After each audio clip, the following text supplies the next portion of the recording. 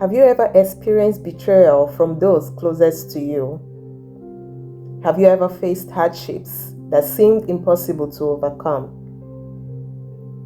Today, as we retell the journey of Joseph, let's reflect on how God turns adversity into purpose, even when we cannot see it. In the land of Canaan, a young dreamer named Joseph walked with a heart full of hope. He was his father Jacob's beloved son, clothed in a robe of many colors, a symbol of love and favor.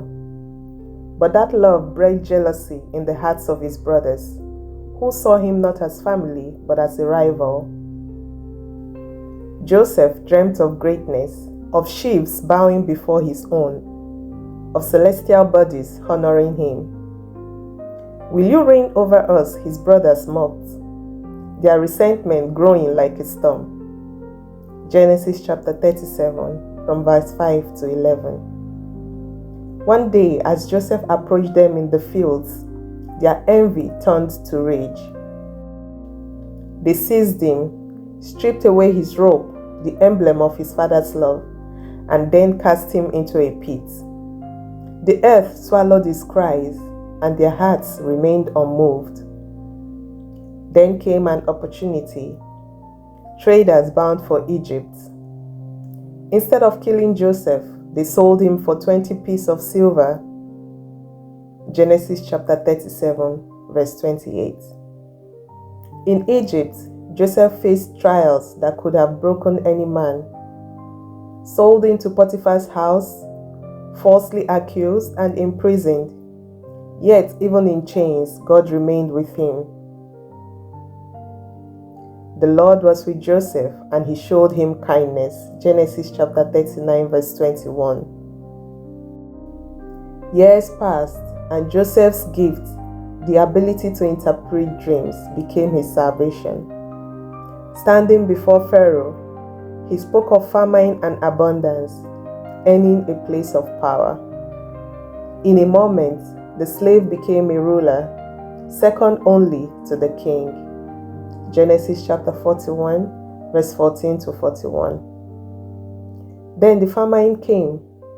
The very brothers who had cast Joseph away now stood before him, unaware that the mighty Egyptian ruler was the boy they betrayed. Hungry, desperate, they pleaded for grain. Joseph could have sought revenge. He could have repaid cruelty for cruelty, but instead he chose forgiveness. He revealed himself with tears, saying, "You meant evil against me, but God meant it for good, to bring about the saving of many lives." Genesis chapter 50, verse 20. In the very land where he was once sold into slavery, Joseph became the instrument of salvation. His story was never just about betrayal. It was about how God turns pain into purpose. Joseph's life was not defined by betrayal or suffering, but by God's faithfulness. When he stood before his brothers, the same men who sold him into slavery, he had every right to seek revenge, yet he chose something greater: forgiveness. Joseph's story reminds us that what seems like a setback may actually be preparation for something greater. The trials we endure may shape us into the very people God intends us to be. No matter how broken the path may seem, God sees, He knows, and He is always working behind the scenes.